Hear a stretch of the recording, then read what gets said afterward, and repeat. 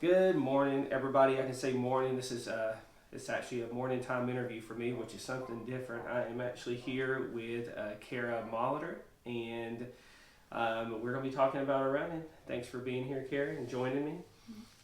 And so, anyway, this is the first interview in a while for me. It's been a few weeks in between home repairs and the holidays and work. Things have been kind of stressful, so. Finally got this one going and got several more lined up. They'll be coming out soon, hopefully. So anyway, let's get started. So Kara, like most interviews, I start out with where are you from? Are you from Tennessee? Are you where you hail from? So I grew up in Illinois, like Rockford, Illinois area, and I grew up there, and I've moved to Tennessee, I guess 11 years ago, but I grew up in Illinois. You grew up in Illinois. Mm-hmm. So, I've known you for a few years now, and it seems like, you're always active. You're always posting like the videos of yourself working out on Facebook, and then of course, obviously you run. Have you always been into fitness, or were you, a sedentary person and then got into fitness, or did you play sports in school? Kind of what did that look like for you? I did not play any sports in school of any kind. I did more like stuff with like musical stuff, and I was homeschooled, so I didn't really branch out to anything athletically. I think I still was like active as a kid though, because I always remember like riding bikes and like going for walks, and we lived on a farm, so just always running around outside and running around the fields. My brothers and sisters used to make fun of me because like we'd run outside, and then they would call me like Pocahontas, like running out in the field. So I guess from still being younger, I was always like active, running around and stuff. But I didn't play any sports at all. So I really didn't start, I'd say, being active like running until like after I had my kids. Like I started running on a treadmill just to like get fit after I had the kids. And then when I moved to Tennessee in 2010, I had only lived here I think for like 2 weeks, and my sister asked if I wanted to run a 5K with her. So two of my younger sisters and then my older sister and me, we all ran a 5K, and then I placed in my age division after like I just had been running on a treadmill and didn't really do much, so I was kind of shocked, and I think that's what like started the I guess just the running passion and excitement of it, like was like, if I can do this, like if I really train for something, like what else could I do? So I always blame my sister for getting me into this. For getting you started, right? How I got started and kept going. So when you started running, like, was it just one of those things where you were just thinking to yourself, like, what can I do to get like fit, and running seemed to like be the easiest thing for you? Did you, at that point, had you thought about were you doing like any of that cross training stuff that you kind of do now? Because that seems to be kind of I think, one of your strengths and one of your bread and butter. I think that's one of the reasons why you do so well is because you do like the cross training and stuff. Were you doing that then, or was it just strictly running?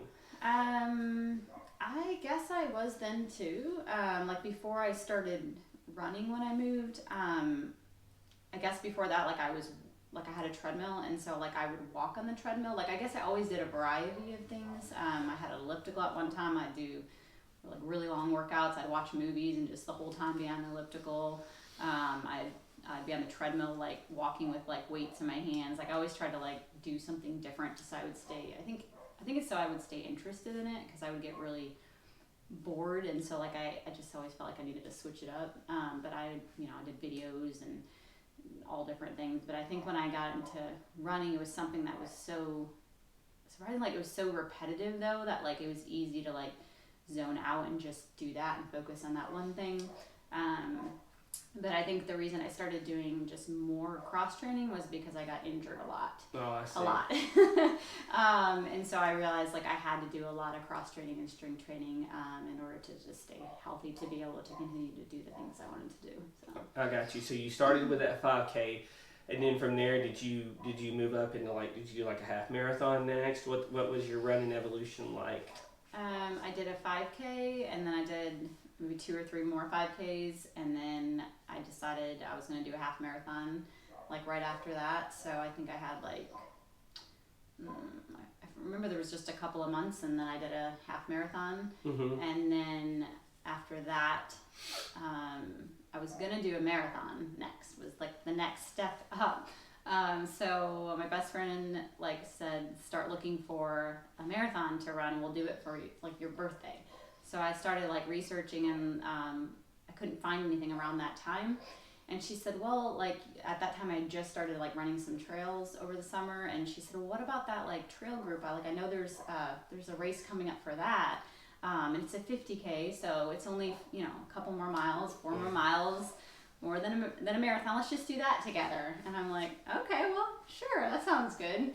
So that's how I signed up for my first 50K. And let me guess, it was stump jump, wasn't it? Yes. Yes. I swear, every single person I interview, I'm like, what's your first ultra? And it's the same story. It's you guys must have all ran together in the same year, the same race. Yeah. I think Stacy was her first one. Yeah. And then, who was the other one? I can't remember if it was Lauren. It might have been Lauren. I can't remember. All I know is it seems like all of them has the exact same story. They got involved with the dirtbags. The dirtbag group, and the stump jump race was the one that everybody was like training for. Yeah, and that's probably how we all ended up just doing that. As our like next step up to a race. So yeah, that's that. And and I didn't know at the time. Like I knew it took longer to run on trails because like I had been running some trails. But I did not like anticipate how long. So like thinking like, a marathon, if that would just say average around a 4-hour time for someone, I did not know that like an ultra race like that would take like if not double the time of what a marathon would take. So like I wasn't really prepared for that long. And even when I went into the race, I remember thinking like, it's fine. I had like this timeline of what I was gonna do, and like, that did not happen at all. It didn't work out. No, so, it's okay. Though. I've said it to all the other people I've interviewed, but I mean that's not exactly an easy first race. There's a lot more that's a lot more friendlier and a lot more, I guess like not as hard on you than that stump jump course, which is pretty tough. And I went back and done it multiple times, and like my times don't get that much better each time. So like I just know like that's a hard course, no matter if you're trained up or not.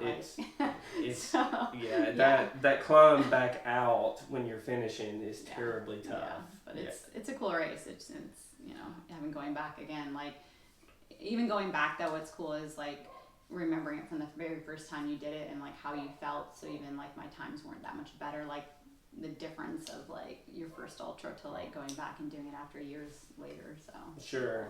I mean, I guess going through the rock field, is it any easier? No, I guess not. No, it's still slow through there. I'm always afraid of like falling and tripping in between and stuff. So yeah, I mean you always think your ankle's just going to go down in between two rocks and it's just going to break right off, right? Yeah. I mean, because nothing can prepare you for that. They tell you, everybody tells you going into that race, they're like, oh, the boulder field is terrible, and you're like, well, how bad can it really be? You're like, how? Yeah, you can't. It's hard to keep up a faster pace through there. And not only is it just like running on the way the rocks are, I think it's more like navigating through there too. It's just watching for the flags and like the paint and stuff on it. Sure. It's hard to see through there. So like you're looking up and then you have to look farther away, and like I think that's what slows you down a lot, because like you can't navigate through there plus like pay attention and look just down at your feet. Right, because the path just isn't like easily clear. No. Yeah. So it's always fun through there, but now that I've like done it a few times, like I kind of know some of the sections. I'm getting more familiar with it. So like now it is easier to like, oh, I know I have to go up at that point somewhere around there, and so like it's getting easier. Right. Yeah. It turns up through here. Yeah. I remember. I know there's a part where you're like going and you like come around like a bend and then you start cutting up a little bit, and that's and that's where the photographer, or usually there's a photographer through there to snap your picture. And you look really bad. And you always look terrible at that part of the race. So you did stump jump, and from there, I guess were you training with the dirt bags for stump jump, or like were you training out at Percy Warner then, like everybody else did to get ready for that? So I didn't. I trained with the dirt bags over like their summer trail mixer. Like that was my first introduction to running trails. But I didn't train with them like in an official training program for stump jump. So I see. for stump jump, I pretty much trained on my own. I guess I was used to that though, because like I had been running on my own for a while, so like it wasn't really new to me. So sometimes I would join people for like the beginning of their run, and I would maybe run for an hour or two with them, and then like I would keep going on my own, and then just run for a few more hours.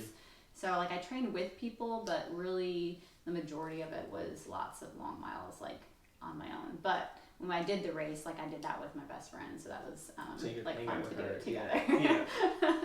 Yeah, because that course, if you're going to do it, like it's fun to do it with somebody. Yeah. But yeah, I remember when I was on the course, I was with I ended up running with a guy that I knew from another race for part of it, and it made it a lot more less, because we went through the rock part together, so it made it a lot different, or a lot better, excuse me.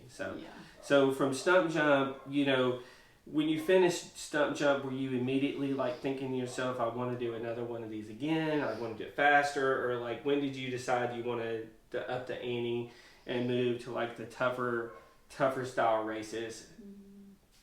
Gosh, I think like when I got done right away, I don't remember thinking that I wasn't going to do another one. I don't remember like at what point I decided like I was gonna do more though. I think because I did some like a bunch of other 50Ks and like smaller races, and then I don't remember at what point I decided. I think I was gonna do, my next step was gonna be a 50 miler. But like before I signed up for the 50, I ended up signing up for 100, and then did the 50 as like a training. I see. To get ready for that. So I guess your first 100, and I think that was that at Zion? Zion 100. And that's in the park right out west, and so it's not in Zion Park. It's just like outside of the park. Okay. So you actually don't go into Zion. Oh, because I'm sure they won't let you run a race inside the park. No, but yeah, I was gonna go visit it, like the park, but I never had like the enough time to. But it's beautiful, like it. Yeah. So getting ready for something like that, that's a totally different terrain and environment. Like what was, I guess what was your preparation like? How do you mimic those conditions living in Tennessee? Because it's a lot drier out there, right? And there's less humidity. Yeah. In general out west. I actually think like living in Tennessee was good for the training, because like it's so humid here. I think it trains you like better, because like you have to deal with that like when you're here. Like it's harder to train here. Like it prepared me enough for like when you are at some elevation there, like you're used to the breathing of the humidity here. So when I got there, I actually felt like it was so much easier to breathe. And I was like used to that like humidity here, so it felt easier when I was there running. That makes sense. Now, like once you got climbing, like and you were close to like the top of like a higher elevation, or like on top of the mesas, like it would get a little bit harder to breathe, like up there. So I would notice it like at the top. And I always told myself, and I heard from other people, was like don't stay at the top too long. So like hurry up, get your stuff down at the top. Like don't stay up in an aid station at the top, and like get down as fast as you can. Just try not to hang up at the top of there long. So. And it's funny you say that, because I remember, I think Jason Lloyd said the same thing that you said when he did Leadville this past year, that he used the humidity here as the kind of the same concept, because it's very hard to breathe when it's 1,000 degrees in the Tennessee summer, and you're like, it works like your cardiovascular system better, and like it just prepares you for like that kind of breathing. So when you get there, it's like it makes it easier. Like had we not had that here, like we don't have the highest elevation here, or like the areas to train on, especially like if you're trying to just train around home, and you're not going to travel a bunch to run. Like I would try to go to Chattanooga, or like you know, like once a month try to go somewhere else to run, so I got some more like elevation and some higher trails, but like for the majority, like I was running at Percy Warner Park and things like that. So like the more elevation, the more heat, all that kind of stuff like you could get, like it helped having that and then going there. So like you just, as long as you took care of your nutrition and different things when you're there, like I felt like I still was able to handle, you know, there better. But yeah, I don't know, it worked out and like in the end, so it wasn't that it wasn't hard at all, but yeah, I worked my way through the things. So how did it, you know, so what was that experience like for you out there? I mean, obviously you're running in a different terrain. You said that from the elevation and stuff, you kind of, you felt all right with that, but like, you know, what was your first 100 experience like? You know, did it, you know, was it pretty much a smooth 100 miler, or did you fall apart and pull yourself back together? What was that like? Every 100 that I have done, I mean, I haven't mastered 100. I don't know like who does at some point, but every 100 miler I fall apart at some point, and that's the part where I think it's still a challenge of figuring that out. Like I think I've learned lessons that have like made it better each time and able to like overcome more challenges, but like there's always, I think I learned to expect like there's always going to be challenges. And like the 100 miles, like you're always, I always have felt at some point like this is it, I can't do this. And so just now I think what it is like going into it, I know I'm gonna feel that way at some point. So if I know that now going into it, I just prepare myself, like you're gonna get to the point you're gonna want to quit. Mm-hmm. Do not let yourself quit. Like it's gonna happen every time. And like every story I've heard from other people, like, you know, I think when most people reach that breaking point, it's somewhere around 75, 80 miles. Mm-hmm. And like you reach the I cannot go on. So when you get to that point, you have to tell yourself like it will get better. Like I have to move on from this. Like no matter what, and like you don't give yourself an option to quit. So like no matter how hard it is, like you just have to keep going. You have to leave that aid station and get back out there. So is it mainly mental for you, or do you typically have some sort of physical, like, you know, do you have issues with your feet? Do you have issues with your knees? Do you have, you know, is there something that's like your so-called Achilles heel that starts bothering you during one of those, during like the 100 races? I'd say it's always something physical going on, and so to work past that mentally to make yourself keep going no matter what, I think it's always been some type of like injury feeling thing. And so I think that's also taught me a lesson. Like there were a lot of things that I even thought at the time were like they're permanent injuries. I won't be able to run after this race. Right. Like I tore something, I broke something, like I just always felt like that. And so I just had to tell myself like just keep going. Like even if this at this point you were injured, like you've already made it this far, like wouldn't you rather be injured with a belt buckle? Right. So like a finishing. Like they're rolling you around with your belt, So you know, your trust wheelchair. me, right? like I've got done with races, even the last 100 I did, and I couldn't walk at all. Like I had to be carried up the stairs. So wow. I think I just pushed myself. Like I don't care, like the most until I finish, and no matter what that takes. And it takes that mindset too of like no matter what's happening, like everyone experiences that. I think is what it is, and so it's mentally. If everyone has experienced that, are you strong enough to get past that point to keep going?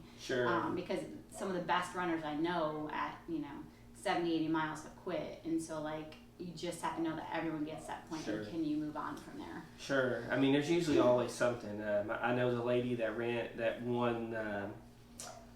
What was it? The Yeti 100 this year. There was a female that won it, and she had DNF'd. It was her 5th 100, and it was the first 100 that she'd ever finished, and she won it. Yeah. And it just goes to show you that somebody at her level, and she ran in like some god awful fast time, like 14 hours or something. Yeah. You know, that was her first ever finish. Mm-hmm. I mean, even somebody at an elite style level can, still have some sort of demons or issues that causes them to struggle through it. So you got through Zion, and I guess at what point did you figure out that you were pretty good at it? Because I've not gotten into and I'm not going to break it down, but you typically do fairly well in these races. I mean, you're either just kind of looking through your ultra sign up. You usually always place within your your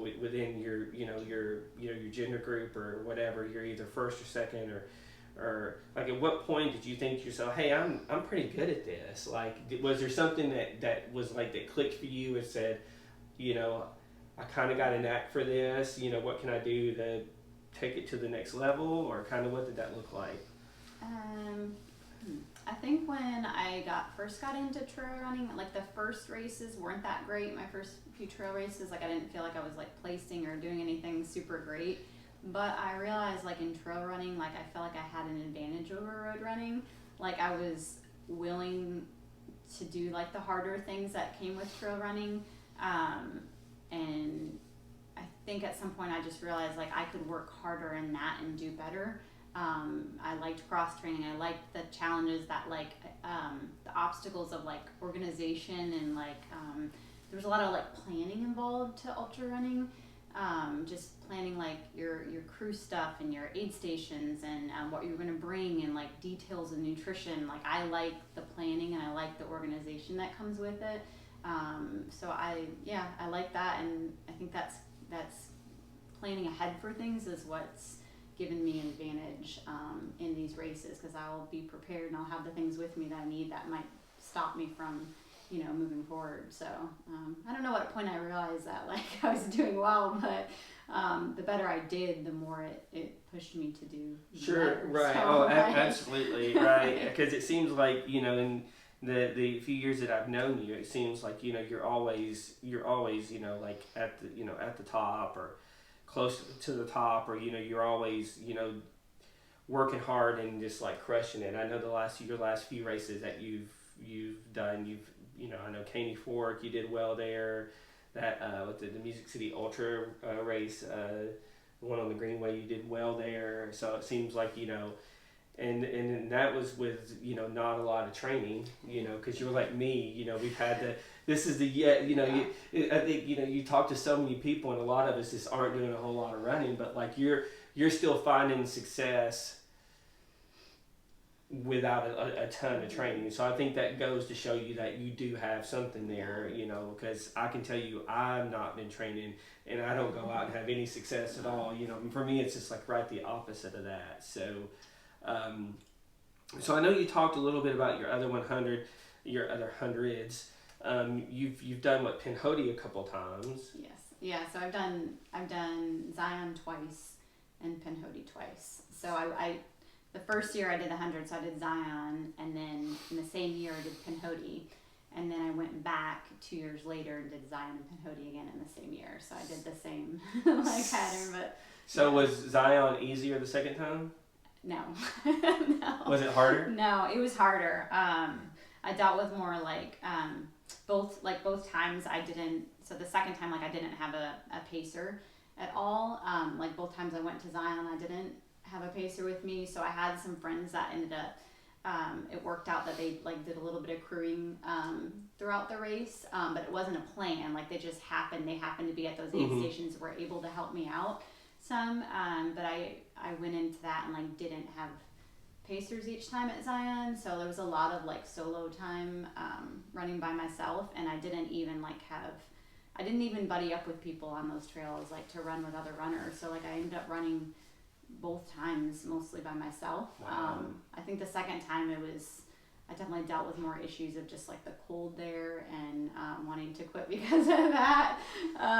But yeah, each time being able to finish is amazing. And so Pinhoti, which is completely different. Mm-hmm. Yeah. You're going from a western race to a very tough southeastern 100 miler that's Pinhoti is definitely known to be one of the more challenging 100 milers around here. Comparing the two, was Pinhoti was it a little bit more difficult than Zion? Not necessarily. The first time I did Pinhoti, I actually thought it went better. But I think I also had pacers, someone to run with me, you know, the majority of the time, which mentally like I do better with like having someone to run with. But I don't think like it never felt like one race was easier than the other, surprisingly, because like you still face the exact same issues, the exact same like pains that you'd face at the other elevation. Like it's going to be the same, like your body still feels the same. Gotcha. So I don't think like the terrain of one versus another actually felt any different. Like I enjoyed the more desert like and the heat and all that stuff of there. So like Pinhoti wasn't necessarily like they weren't different like for me. They felt the same. And I guess, but you know, the big difference between the two was, you know, Pinhoti was colder, wasn't it? Yeah, and I don't like the cold, so I guess like I do feel like the cold is what always gets me, and like that's what ultimately has gotten me in races. I don't enjoy the cold at all. I would rather it be 90 degrees out. And the races that I have done in the heat is the ones that like I'm able to overcome things better than other people. So like I prefer the heat because it gives me an advantage usually in racing. So yeah. Yeah, and I think that's you know it's just whatever plays to your strength. I do better in the cold. Like my best ever race was at I think the Chattanooga 50. And it started out, it was like, I don't know, 28 degrees, and it stayed in the mid 30s the entire time, and it was just perfect because I just cruised right through, you know. And then I remember, you know, there were you know, some of the, you know, I remember strolling gym, it was just miserable. It was hot and humid, and no. I'd rather have that though. Yeah. So like the best race I like enjoyed, even though it was like so hot, was when I did Rebecca Mountain, and the high was like 97 that day. Good and Lord. Like so like it's not necessarily that like I love the heat, but that day I didn't feel good, but like I did better than other people in the heat, and so like I enjoy the heat more. Like I'll take 97 over 30 any day. So and I guess, you know, without going through all your races, I'll just ask you, like, what is your favorite race? Like out of all your races, what was your favorite one, or your most rewarding one, or one that you just enjoy the most, or like your best experience? And that can even mean if you struggle, because one of my most favorite races was Tunnel Hill, and I like had hypothermia in it because I overcame, right? That was one of my least favorite races, was Tunnel Hill. So that one I will not, I don't like that one at all, but I will go back and do better next time there. I think ultimately like my favorite race was Zion, just because I hadn't traveled a whole lot of places at that point, and so being able to travel somewhere and see somewhere so beautiful, and then also being able to experience like running there and being like at the top of a mesa and seeing everything like that visually will always be my favorite race, just because the experience I had there, you know, going back twice, and like but I think like rewarding, like as far as I think Rebecca Mountain, having that race and like coming in just the way I felt, I think at that time, coming into like the finish line and like knowing like you're gonna win something. Yeah, that's exciting. Yeah, and just passing people at the end, and just the feeling I knew that like people were waiting for me at the end. I mean, there's been some really cool races of just rewarding, but I think the most beautiful race and the one that will always like be special to me would be Zion, and that's where I got my tattoo, because like I will always like. It just means a lot. So yeah, your first 100 will always mean a lot. Like it's rewarding. For sure. So I guess that means you're just gonna have to go out and do some more races out west, right? Yeah, I'd love to, because like that's the only one I have done out there. So like I'd like to try some other places and just like start traveling a little bit more and like seeing some other places. So yeah, there are some great ones out there. Yeah. I mean, I would love to go out west and run. I know the one that I really wanted to run, they actually got rid of it. It was the North Face 50. Okay, yeah. And it was like, I think it was like right outside or near like the San Francisco area, and it was just, you ran across the, you know, you have that raw like coastline view of the ocean. Yeah. It was just stunning and stuff. But I don't think they're doing that one anymore. Yeah. But yeah, I mean, not to take anything away, we're running and racing out in the east and in the south, but just out west, it's just different. Yeah. It's just a different. It's yeah. just a different feel, right? Different stuff. Because here, like when you're running, and I love like mountains and trees and being able to like look out and see all the trees and just everything like. But I think there it's so open, Yes. and I think that's what I love about it is you see when you're at the top of like you see everything, and I think to me visually like being able to know like I ran all of that down there and just openly seeing everything below you, like I don't know, that's a cool feeling. And yeah, and on top of that, I love how warm it can get there. So like, that makes it even better. Both of those things, yeah, it's beautiful. But yeah, it's funny because you say that, and me and my friend Tyler were backpacking out at Savage Gulf, and so we were talking a lot about that, and he's hiked parts of the Grand Canyon. Oh, yeah, it's beautiful too. And so he said the same thing you said. He Yeah. was like, it's so open. He's Yeah. like, he said the views never go away out there. Yeah. He's like, you literally are looking at a view the entire time. Yeah, and if it was cloudy, if whatever you still see. You everything. see it all, right? Yeah. I mean, and it's really evident. Like I'm in the backpacking, and I watched. There's a guy. I watched all three of his through hikes: the AT, the PCT, and the CDT. And I just finished watching his CDT hike, and the whole thing, the majority of it was just like exposed, like you were saying, because it's out in that kind of that general area. A lot of it's just exposed, and you're just like literally like out there, and like you can just see vast mountains like everywhere. And I was like, man, I would love to go out there just to see that. Yeah. And people run out there all the time because he would talk about crossing the trail runners and stuff out there. So that's cool. So I guess with that being said, I know you've recently gotten back into running. You've hit a few races, and it seems like you're starting to kind of ramp things back up. Like, what are some of your, like, I guess, short-term, long-term goals? Like what are some of the things that you're hoping to accomplish? So I'd like to start to work my way back to getting some qualifiers for Western States. So I had some tickets and lost them, and just life changes, trying to like figure things out again. So my next kind of goals are trying to find some races again that I can get tickets, and just start to work towards. That was like my ultimate goal when I first started trail running, was to run Western States, which I'm sure lots of other people have that goal. But what I realized is I also like the experiences in between. Like don't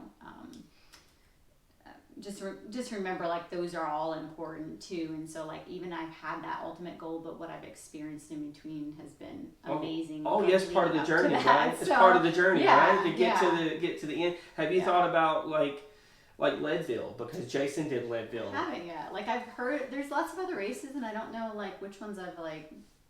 There's only there's sometimes just a few for whatever reason that just click, like you want to do those. Mm-hmm. And I've always found like if you choose ones you're not really interested, you don't really care to be there.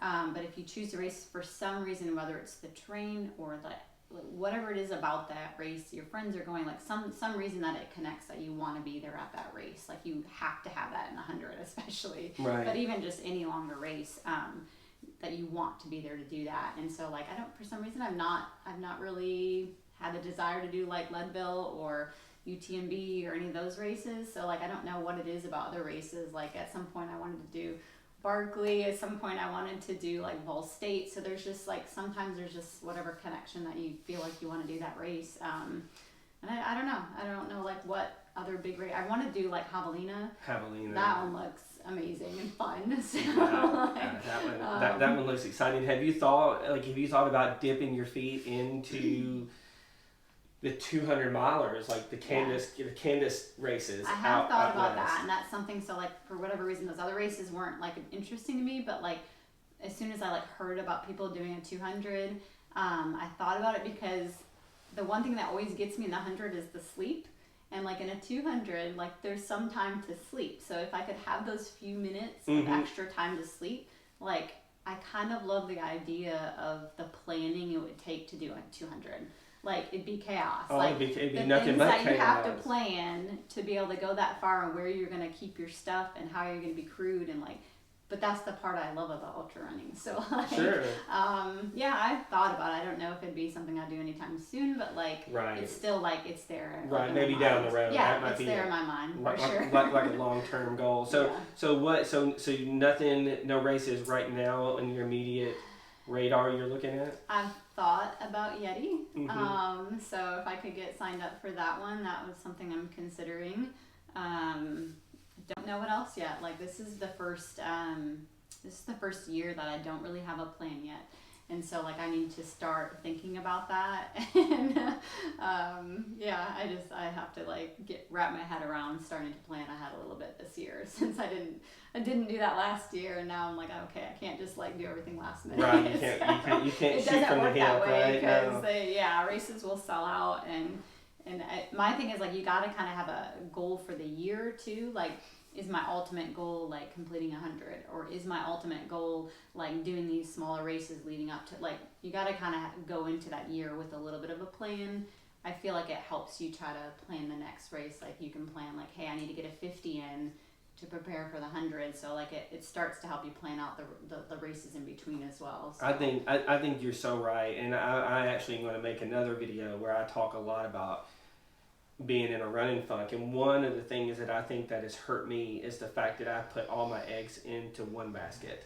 Mm-hmm. Right? The Yeah. Yeti, I put all my eggs into one basket, and I feel like my best year I ever had there was the year that I raced a ton leading up to it. You know what I mean? Like you were saying, like there was a lot of smaller goals that led up to that race, and that was literally my best year. Yeah. And that was, no other year. Of course, the last 2 years I had some physical issues, like some health issues there.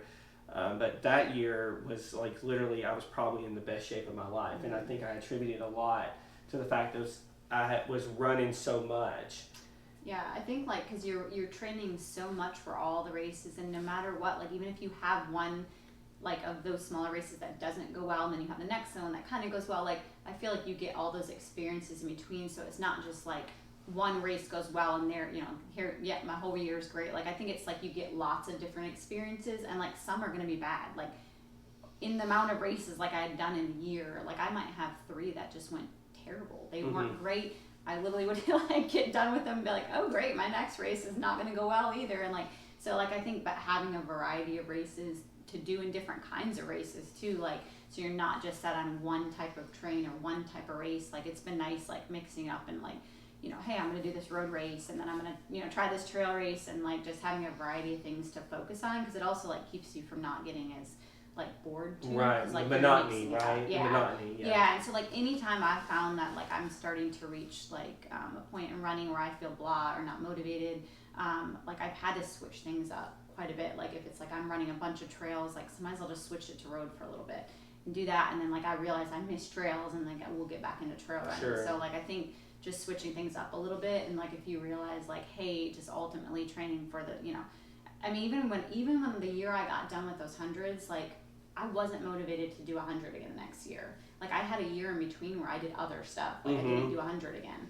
And I think it was like that because the training at ultimately, like you can get really burnt out. And so like I did smaller stuff the next year, and then by the following year, like I was ready to do get it back again. into it. So, Right, absolutely. like, that makes a ton of sense, and like you talking about the Yeti, that is definitely something that's not like what you typically do either. I mean, this is a rails to trail style course. Okay, we are back and had some issues with the camera, but now we are good to go and going to wrap things up. But like I was saying, the Yeti course is a little bit different from what you're used to. It's more of a rails to trail style. It's not nearly as technical, so you are mixing things up and trying some different stuff this coming year. That's your hope, if you make it into the lottery, right? Yes, I'm hoping to do that. So that'll be a plan. I need something to focus on too, so that'll be good. So what's the backup plan if you don't get into the Yeti? I don't know yet. I honestly have no idea. So I don't know. I have to start planning and figuring out something else, I guess, for the next plan. Well, you better get on up for sign up, right? I know. I gotta start thinking and planning a little bit. But it just occurred to me like today to start doing that. So you know, I'll start coming up with a plan like in the midst of everything. That's awesome. Well. All right. Well, I guess we'll wrap it up then. That way, we don't have any more technical issues with the camera and whatnot. So I do appreciate you coming here and doing this. It's not very often I actually get to do an interview in my little workout room slash studio area. Most of the time I'm on location at Percy Warner Park, which I love. Cold today. It's too cold. I'm not sitting out. Right. Most of my now I'm sending people messages and I'm like, we'll do it over Zoom, because I have some people in Chattanooga I'm doing it with, and I think we're going to do it over Zoom, and have another guy in Nashville. I think we're going to do it via Zoom as well. So, but anyway, thanks again. Yeah. You're a really strong runner, a good runner, and you've accomplished a lot. And I think your story is great. So anyway, that's it for this episode. And like I said, I got some more lined up. If you have not yet, give the channel a subscribe and like the video. And until the next one, I will see you on the trail. Thank you, Kara. Yeah, thanks for having me.